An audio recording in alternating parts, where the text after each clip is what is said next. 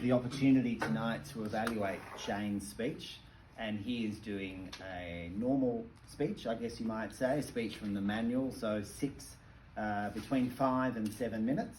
We'll go green at 5, amber at 6 and red at 7. And he is doing a speech tonight called ANZAC Day and my relationship with it. So will you please put your hands together for Shane, speaking about ANZAC Day and my relationship with it. Thank you. Thank you, Peter.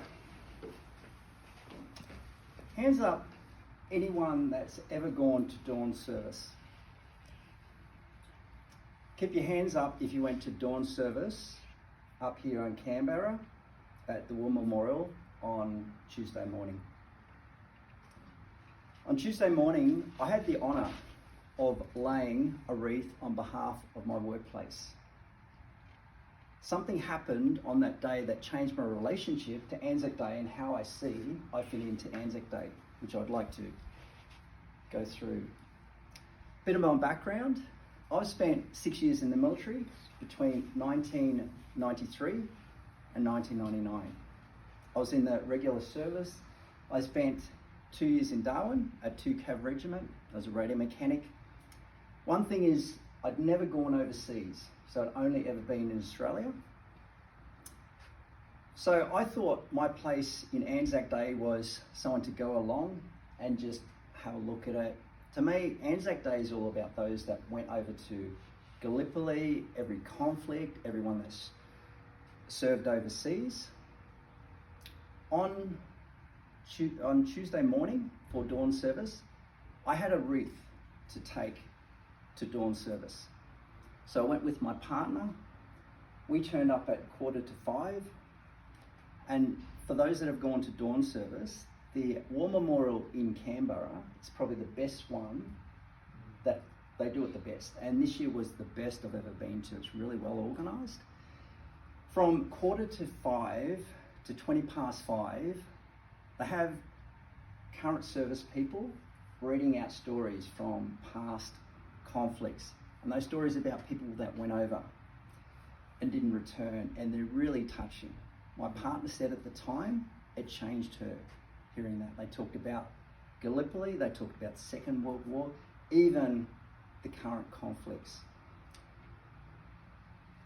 From 5:20 through to 5:30, they dim the lights, everything goes silent. The purpose for that is to give a sense of what it was like in 1915.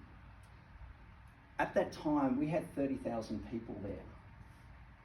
The eerie thing about that is you've got 30,000 people in darkness, in silence. While I was standing there, I looked up.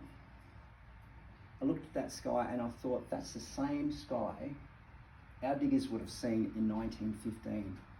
The other two things about getting up at that time is that it's really hard if you're not used to getting up that early, and also it's very cold. So you're there in silence, gives a sense of being connected. Anyway, 5:30, the dawn service started. They ended. At the end of dawn service at 6 o'clock, they had to finish by 6 o'clock because they were televised on ABC. I had a wreath to lay at the stone. So at 6:30, once they'd finished the official proceedings, I went up to the Stone of Remembrance. I went up, to get there, it was all cordoned off. And as I walked towards the rope, I carried the wreath with me. There was another person who was a little bit younger than me. He had a beard on, he was in civilian clothes. He was there with a lady and 3 children. They had a wreath as well. So I said to him, oh, how do you get up there? He said, I don't know. And we're waiting, and he said, I'll stuff this. So we went under the rope and went up to the stone. But where the stone was, this is about 6:05 by this stage, we noticed there were officials and people from the Australian War Memorial. And they said, just hold on a moment until I'll give you the okay. So we waited there. I was dressed up in a suit for the occasion, had a tie on. When it came time to lay the wreath, they come up and said, right, you guys can go. The first guy went up and he laid his wreath. My partner at the time took photos of them. There was the guy, I thought it was his partner at the time, and 3 children. They laid the wreath and they come back. Later I found out they weren't together. He was just laying it on behalf. At that time, the lady asked me if I wanted her to take a video, if she wanted me to take photos of it, and I said yes, and I gave her the camera. So I went up and grabbed the wreath, and anyone who's ever carried a wreath, or if you don't know how to carry it, I actually had to research on the internet about this one. It is a little bit heavy, so it's not like standard flowers, so you've got to hold it in 2 hands, and the protocol is you grab it, you walk up, if where you're laying it's over there, you walk up, and then you stay still, lower it down, and then go back, and you bow your head for about 5 to 10 seconds. And then you walk back. And that's the protocol, so I did that. On the way back, when I walked back to the lady taking the photos, I said, "How is that?" She said, "That's good." I said, "Thank you." She gave me my camera back. When she gave me the camera, she said to me, "Thank you for your service." When she said that to me, I was thinking, thank you for my service? I thought, I haven't been overseas. I thought, I've just been in Australia. I thought maybe she's got something wrong. I left the military in 1999. That was the first time in 24 years anyone has ever said that to me. I was really taken aback when she said that. I spoke to them shortly after that, before they left. I found out that the guy had served at 3-4 Cav Regiment in Townsville in 2002 to 2009. I'd served in 2 Cav Regiment in Darwin in 1993 to 99. We had a connection. I didn't know their name. The other thing I found out, her husband had died in 2017 in a conflict overseas. I didn't find that out until they left. My partner said, as I was laying the wreath, she told me that. And it really touched me that, someone that's lost their husband, can you imagine that, their family member? And she thanked me for my service, and I thought that was really touching. I mean, I should have went up to her and said, thank you for your husband's service. I didn't know that at the time. And it just made me think, since that time, dawn service, I've been thinking every day, do I deserve to be thanked for my service? I haven't seen active conflict overseas. I think maybe I should have gone overseas, but I didn't do that. And I asked my friends and family afterwards, and they said, yes, you deserve that. And I actually feel a bit wrong, because I think, I don't want to detract from the people that have lost their lives overseas. It's taken me a while to get to this point. I've thought about the last couple of days. I even went to ChatGPT and even typed in my situation, and I said, should I be recognised on ANZAC Day? And they said yes, as part of ex-service people and current service people as well. And I think I was feeling guilty, because I thought I was taking away from the soldiers that lost their life. But I've come to the realisation really just today that, to me, I think it's a respectful balance. So it's, me feeling like ANZAC Day is partly about me. It doesn't take away from anyone that's lost their life. But the Americans do this really well. The Americans, if you've seen any of their movies, they will acknowledge their current service people and ex-service people, even if they've not gone overseas. And I think that's really quite touching.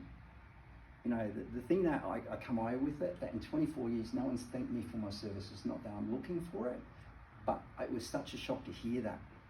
And when it happened, I just thought, why is she saying that?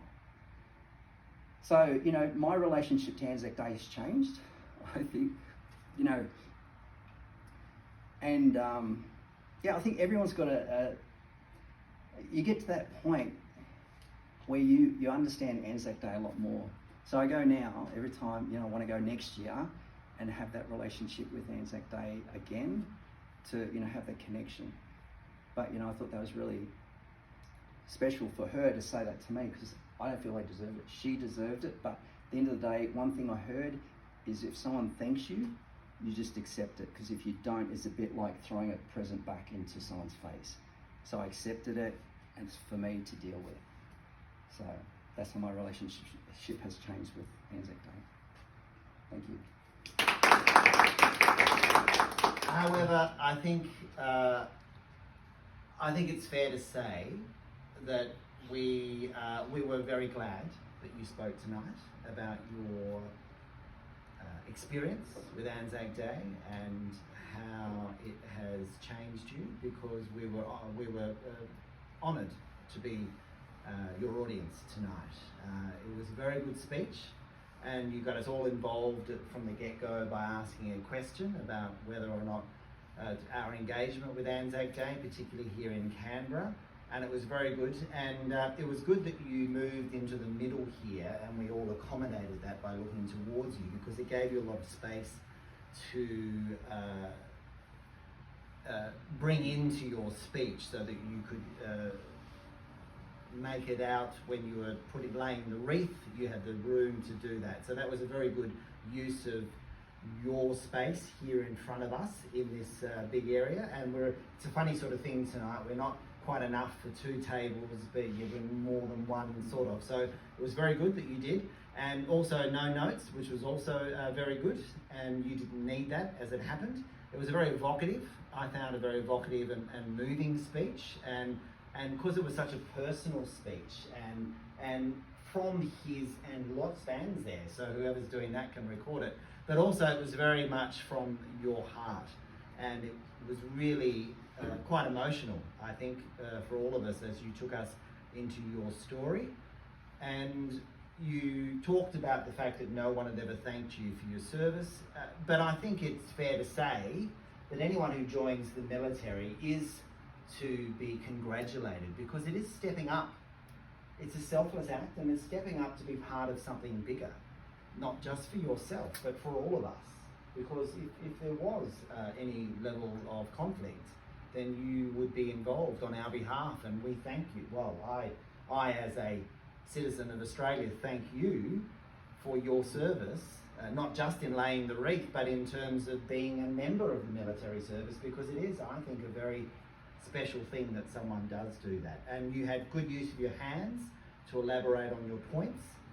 So all in all, I can't think of anything that apart from maybe you could have thought about the time, although you didn't forewarn us that you may go over your 7 minutes, and in fact I think you probably did. But otherwise, congratulations, well done. It was a great speech. Thank you.